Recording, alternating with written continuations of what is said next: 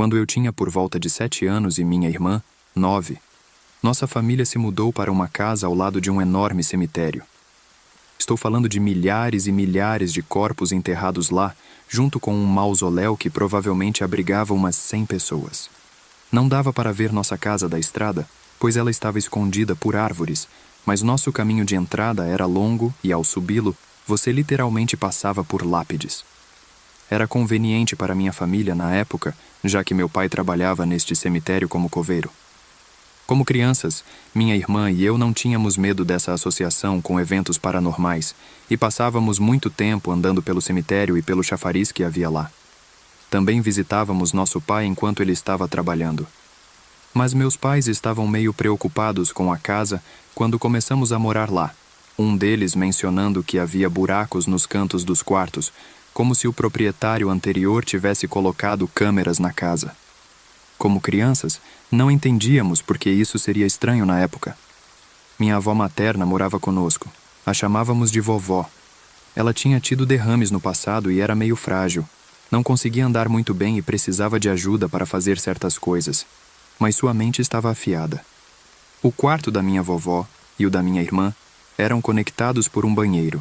Então cada quarto tinha uma porta para o banheiro. Um dia, meus pais foram fazer compras e nos deixaram com a vovó para nos vigiar.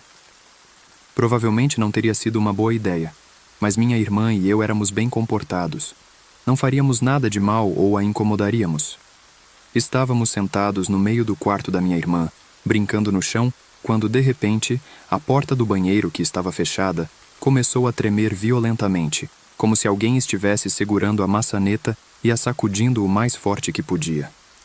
Imediatamente nos levantamos e fomos até a vovó.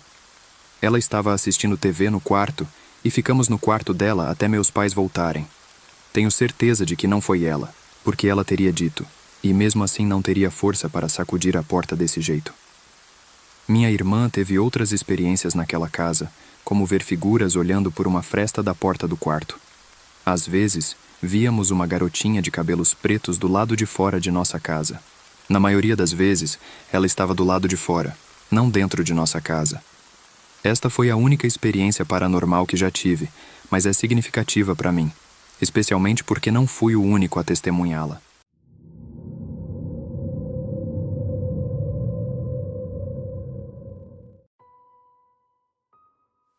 Há alguns anos, eu costumava trabalhar em um escritório bem perto de um cemitério. Não me dava bem com os meus colegas de trabalho e muitas vezes comprava o almoço e o comia em um dos bancos do cemitério, já que era tranquilo e pacífico, e geralmente não era perturbado. Após terminar o meu sanduíche em um dia, estava apenas dando os últimos goles no meu café e olhando para algo no meu telefone quando ouvi um choro de bebê. Inicialmente, não prestei atenção, pensando que fosse um pai com um bebê caminhando pelo cemitério, o que não era motivo para alarme. Mas o choro do bebê continuou sem parar. Aquelas cordas vocais pareciam intermináveis. Após cerca de 1 ou 2 minutos, decidi me virar para ver o que estava acontecendo, já que ninguém havia tentado acalmar o bebê até então. Virei-me lentamente e vi um bebê em cima de um túmulo. Isso realmente me assustou. Um bebê chorando em cima de um túmulo. Olhei ao redor, mas não vi ninguém por perto. Levantei-me lentamente para ter uma melhor visão e comecei a me aproximar do bebê para ver onde estava o responsável, mas não vi ninguém. Comecei a me sentir realmente desconfortável. Tinha ouvido falar de golpes na minha área em que pessoas deixavam um bebê chorar no meio da rua ou em algum lugar isolado para, em seguida, saltarem das moitas e roubarem quem tentasse ajudar. Eu realmente não queria ser vítima disso. Em um momento de pico, decidi que a melhor coisa a fazer era ligar para a polícia. Continuei olhando ao redor para os arbustos e árvores, enquanto o bebê continuava chorando. Bloqueei o olhar com o bebê e comecei a discar o número de emergência no meu telefone. Assim que apertei para discar, uma operadora atendeu imediatamente. Comecei a explicar que havia um bebê chorando no cemitério e ela pediu a minha localização. Quando eu compartilhei a informação, ela me disse que alguém estaria chegando em breve. Esperei, não querendo que o bebê desaparecesse. Ainda conseguia ouvir o choro quando desliguei o telefone. Olhei para o bebê e continuei olhando ao redor dos arbustos e árvores, contando com a ideia de que talvez eu estivesse exagerando e que, por algum motivo, o bebê tinha sido deixado no cemitério para ser encontrado por alguém. Decidi que se ninguém aparecesse em alguns minutos, seria eu quem iria até o bebê. Comecei a caminhar em direção a ele quando um ruído vindo de trás de mim me fez pular. No entanto, era apenas um esquilo. No momento em que me virei de volta para o bebê, ele e o choro tinham desaparecido. Fiquei atordoado. Não havia como um bebê chorando ter estado lá um momento e depois não estar mais. Juro que o meu corpo foi inundado por adrenalina e tenho vergonha de admitir que simplesmente congelei no lugar, incapaz de fazer qualquer coisa. A minha mente estava a 1000 por hora, tentando entender como diabos um bebê estava ali um momento e depois não estava mais. O que eu ia dizer para a polícia? Finalmente consegui reunir coragem para sair dali e comecei a correr de volta para o meu escritório. Cheguei lá, mas ainda era a hora do almoço. Então não entrei e fiquei olhando para o cemitério, esperando que o bebê aparecesse magicamente, o que, é claro, não aconteceu. Alguns minutos depois, os policiais chegaram e, quando eles saíram do carro, me aproximei deles e expliquei o que tinha acontecido. Esperava ser repreendido, talvez até levado por ter desperdiçado o tempo deles. Mas algo no olhar dessa policial me disse que isso não aconteceria. Ela me olhou e apenas balançou a cabeça. Perguntei o que estava acontecendo e ela explicou que aquela tinha sido a terceira vez que alguém relatou ter visto um bebê naquele cemitério no último ano. Algo sinistro estava definitivamente acontecendo, mas nunca consegui obter mais informações dos policiais, pois partiram logo depois. Nunca mais voltei ao cemitério para almoçar e nunca mais ouvi o choro de um bebê enquanto evitava a área. Fico imaginando se o bebê ainda chora do seu túmulo.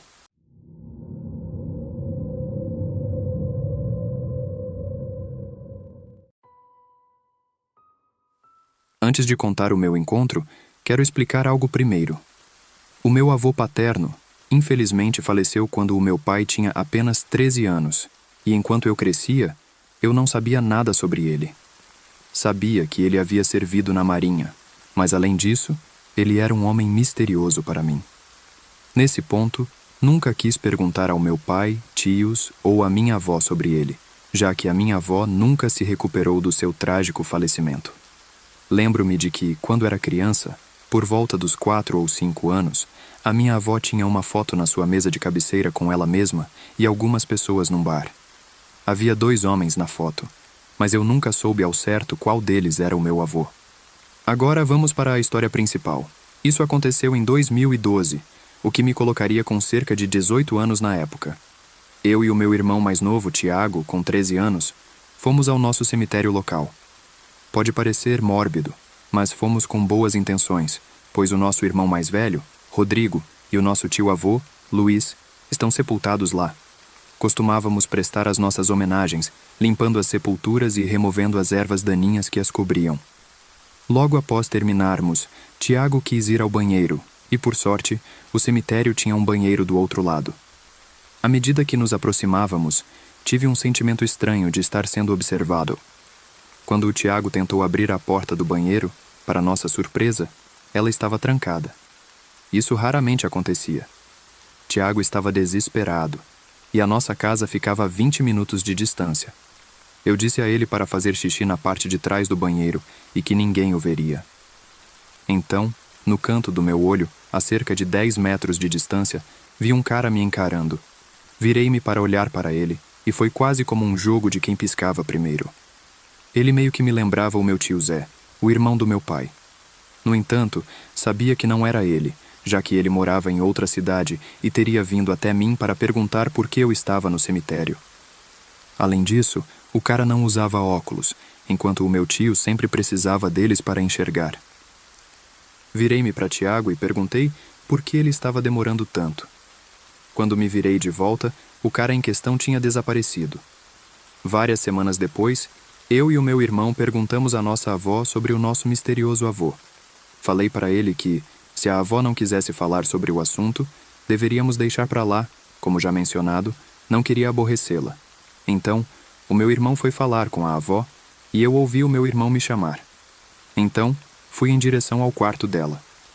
Quando entrei, ela estava sorrindo e feliz, mostrando fotos dela mesma, do meu pai e dos meus tios. Então, uma foto chamou a minha atenção. Era o meu avô. Ele se parecia muito com o cara que estava me encarando no cemitério. Será que poderia ser ele?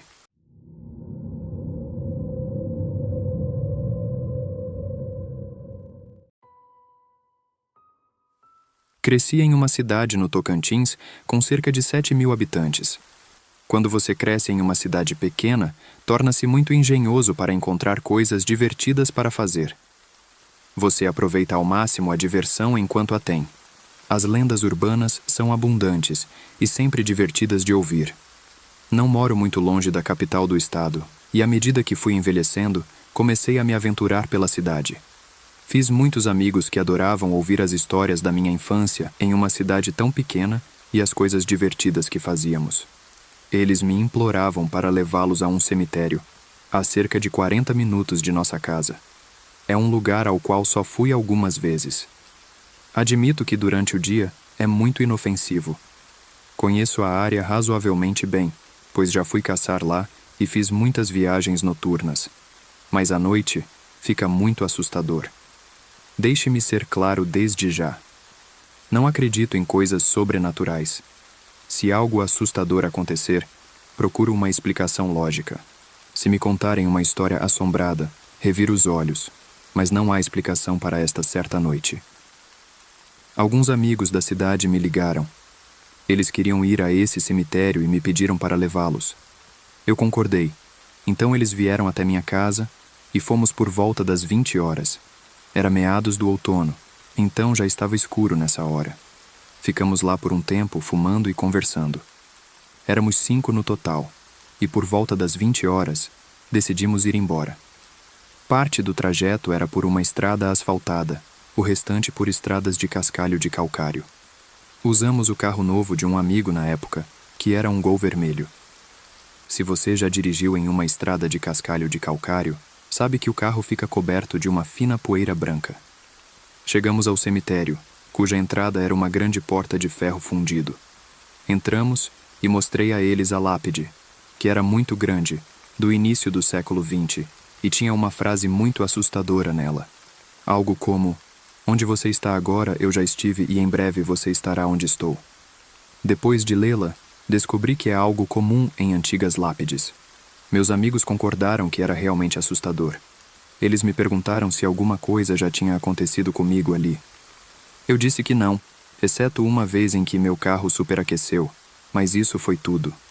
Agora, essa lápide estava na última fila, virada para o oeste, e a uns 50 metros ao sul, havia uma fileira inteira de sepulturas de crianças, pequenas demais para caber nomes nas pedras, que também eram pequenas. A lenda urbana diz que se você correr entre essas sepulturas em zigue-zague, morrerá. Um amigo começou a menosprezar a lenda, dizendo que era a coisa mais idiota que já tinha ouvido. Ele gritou que não tinha medo de mortos estúpidos. Eu disse: "Não sei, cara. Sempre ouvi dizer que quem faz isso morre uma semana depois." Ele me chamou de idiota e começou a correr entre as sepulturas. Chegou até a metade e disse que não ligava para a suposta maldição. Ele não completou a corrida e voltou a pé. Brincamos com ele e perguntamos se ele tinha ficado com medo demais. Ele respondeu que sim, que ficou arrepiado pela metade. Voltamos para a entrada, fumamos mais um pouco, conversamos por alguns minutos e eu estava pronto para ir embora. Não tinha jantado e estava com fome. Era por volta das 23 horas e voltamos para a cidade. No lado sul da cidade há um McDonald's. Estacionei o carro sob um poste de luz, e o carro estava bem iluminado quando chegamos até ele. Um dos meus amigos notou que havia marcas de mão pequenas por todo o carro, não menos de 20 delas, com o tamanho de uma criança de uns 2 anos. Mas não eram todas do mesmo tamanho. Todas eram muito pequenas. Estavam no porta-malas e no teto, e podíamos vê-las porque estavam marcadas na poeira branca da estrada de cascalho. Lembro-me de olhar bem de perto e ver as impressões digitais na poeira branca, realçando cada reentrância. Era a coisa mais estranha que eu já tinha visto. Não havia explicação. Se as marcas já estivessem lá, antes de irmos ao cemitério, teriam sido cobertas pela poeira. Não conseguíamos entender como uma criança teria conseguido subir naquele carro. Não havia crianças por perto. Não havia crianças onde o dono do carro morava. Tentamos pensar em uma explicação razoável, mas nada fazia sentido. Disse ao meu amigo, que correu entre as sepulturas, que ele deveria tomar cuidado. Até hoje, se você mencionar isso para ele, ele não ouvirá uma palavra e sairá da sala ou ficará zangado por ter tocado no assunto. E se passaram quase 10 anos desde que isso aconteceu.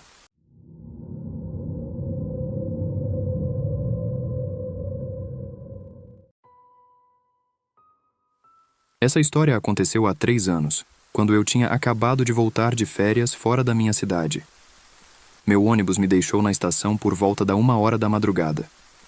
Cheguei à estrada principal e comecei a procurar um táxi para voltar para casa, mas não havia nenhum táxi ou pessoa à vista.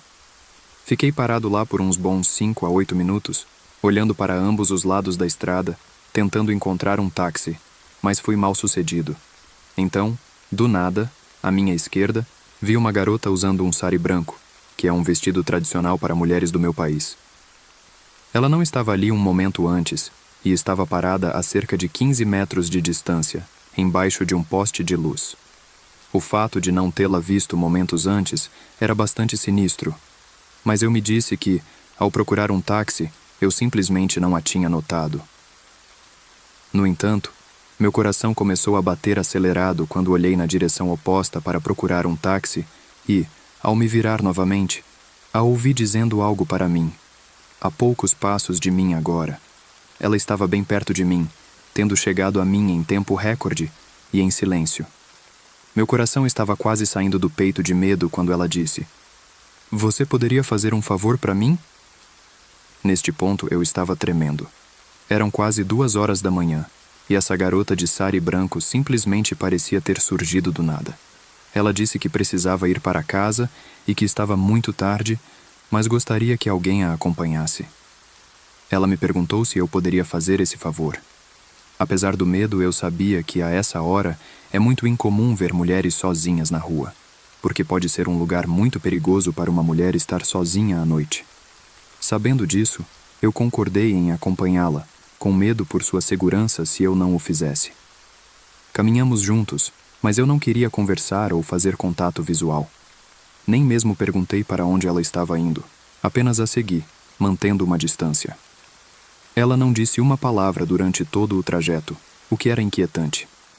Depois de cerca de 15 minutos de caminhada, chegamos a um portão de aço. Ela sorriu e disse que morava perto dali, agradeceu e se virou para ir embora. Pensei que meu trabalho estava feito e comecei a andar na direção oposta para procurar meu táxi novamente. No entanto, a curiosidade me atingiu no peito, e eu queria saber qual direção ela estava tomando especificamente. Quando me virei, segundos após sua partida, olhei e não havia ninguém lá, e não conseguia vê-la a uma distância que seria improvável, dadas os poucos segundos que se passaram desde a última vez que a vi. Foi quando olhei para cima e vi a placa sobre o portão, que dizia que era um cemitério. Comecei a correr, vi uma mesquita ao longe e, pensando que seria um refúgio seguro, corri em direção a ela. Abri as portas e caí no chão. O imã ou sacerdote veio me receber com um cajado, pensando que eu era um ladrão. Quando me viu no chão, ele me perguntou o que havia acontecido, e eu expliquei tudo a ele. Ele entendeu e me contou a seguinte história. Há 8 anos, uma garota foi agredida sexualmente e morta, e seu corpo foi encontrado embaixo do poste de luz, o mesmo poste que eu tinha visto anteriormente. Seu rosto estava desfigurado, ninguém pôde identificá-la, e ninguém veio reivindicar o corpo. Não houve denúncia à polícia, e os agressores ainda estão soltos. Como ninguém reivindicou o corpo, os moradores a enterraram no cemitério. Desde então, muitas pessoas, especialmente jovens, tiveram interações com ela, algumas hostis, outras pacíficas. Fico feliz que a minha tenha sido pacífica e acho que não vou esquecer tão cedo a minha interação com a garota da noite.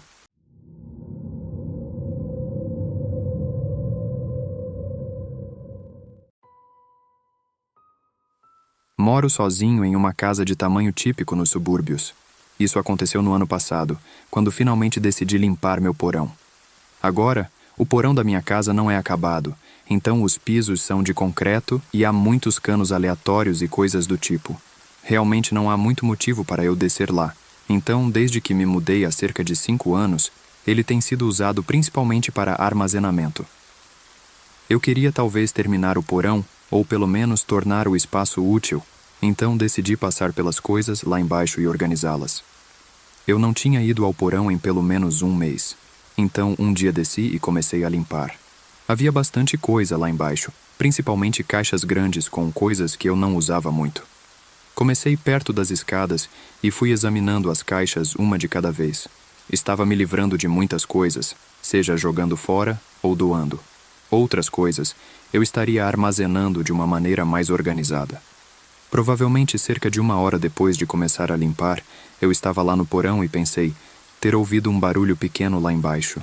Não tinha certeza do que era no início. Pensei que talvez fosse um rato ou algo assim, o que me deixou infeliz só de pensar. Quando ouvi, lembro que parei e olhei ao redor.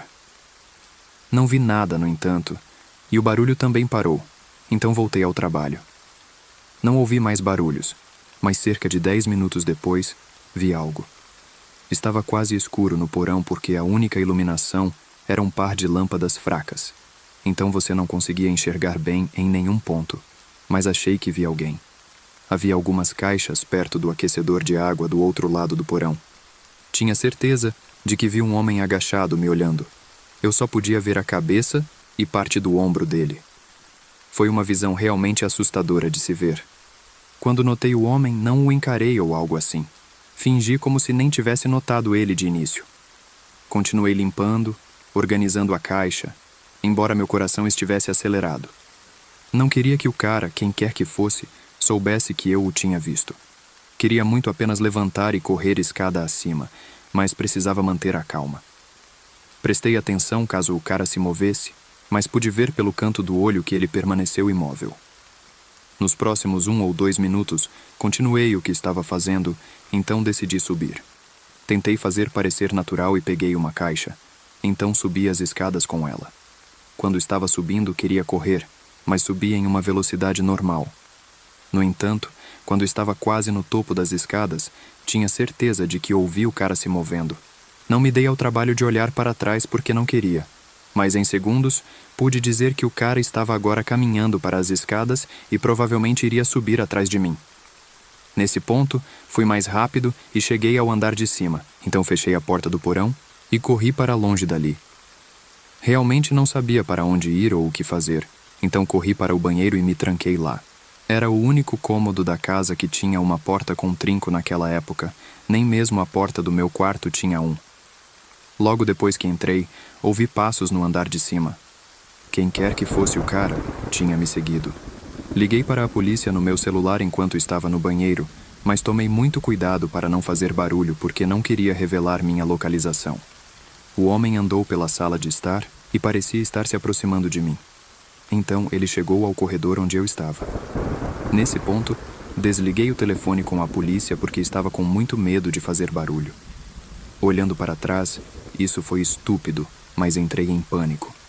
De qualquer forma, o cara chegou à porta do banheiro e então parou. Depois ele tentou abri-la. A porta estava trancada, e então ele se virou e foi embora. Ele voltou em direção à sala de estar e pareceu ir perto da cozinha.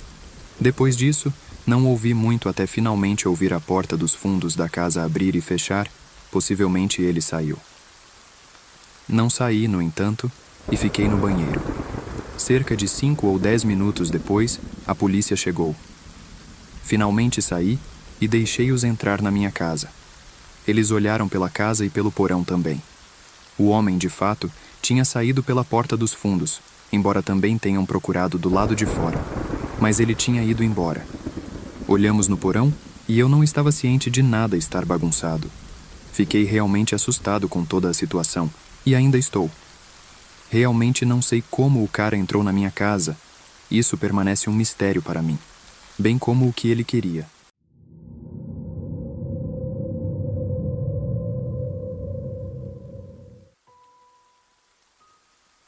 Essa história aconteceu há cerca de 5 anos. Era final de verão e uma amiga estava prestes a se casar. A celebração seria em um cassino local, que oferecia a possibilidade de reservar quartos com desconto se mencionássemos o casamento. Ciente de que os quartos se esgotariam rápido, fiz minha reserva imediatamente, já prevendo que não gostaria de pegar a estrada de volta para casa após o casamento. O cassino ficava a uns 50 minutos da minha casa, então planejei chegar mais cedo, por volta das 3 da tarde, me arrumar no quarto e então ir tranquilamente para o casamento. O casamento foi espetacular, um dos melhores que já presenciei. O local era deslumbrante, com espaços tanto internos quanto externos, e o clima estava perfeito. A comida, então, era de outro nível, a melhor que já tive o prazer de saborear em um casamento, sem exagero. Após a cerimônia, as pessoas começaram a seguir seus próprios caminhos. Alguns voltaram para casa, outros decidiram tentar a sorte nas mesas de jogo do cassino, e ainda havia aqueles que preferiram explorar os bares disponíveis no local. Optei por me juntar a alguns amigos na roleta, onde troquei entre 50 a 75 dólares por fichas coloridas. Não estávamos com muita sorte inicialmente, escolhendo nossos números favoritos sem sucesso. Em um último esforço, coloquei minhas últimas 20 fichas no número 22 preto. Para nossa surpresa e alegria, o número saiu.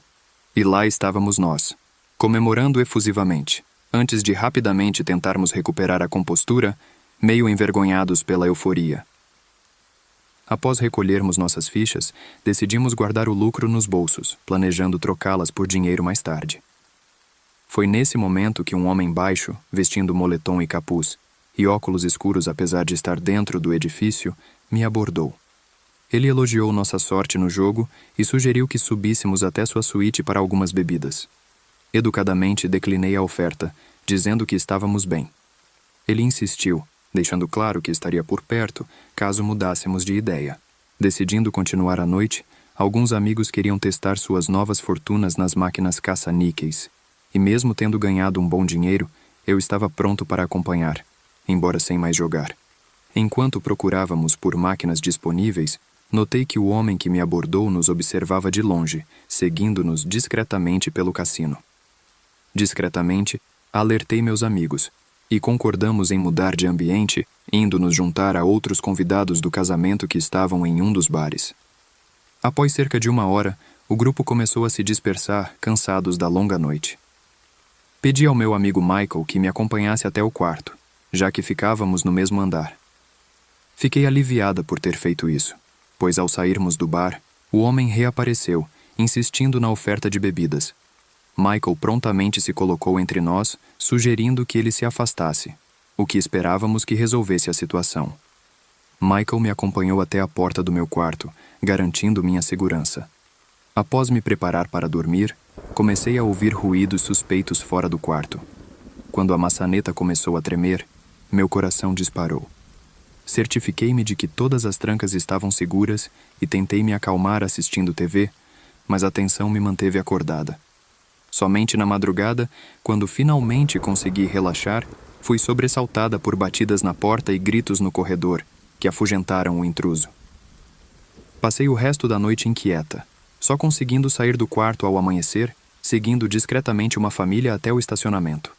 Essa experiência marcou-me profundamente, influenciando minha decisão de nunca mais viajar sozinha. Agora, faço questão de estar acompanhada, buscando uma sensação de segurança que essa noite me fez valorizar imensamente. Essa lembrança ainda me acompanha, um lembrete constante da vulnerabilidade que senti.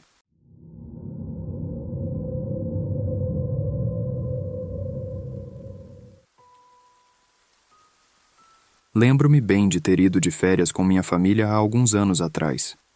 Nessas férias, uma das piores experiências possíveis aconteceu comigo. A gente costuma pensar que, quando está com a família, está totalmente seguro e que nada de ruim pode acontecer, mas não é bem assim. Naquele ano, escolhemos West Palm Beach, na Flórida, como nosso destino. É um lugar realmente lindo. Não tem todo o glamour e fama de Miami, mas ainda assim é sensacional. Diria que é uma versão mais tranquila de Miami.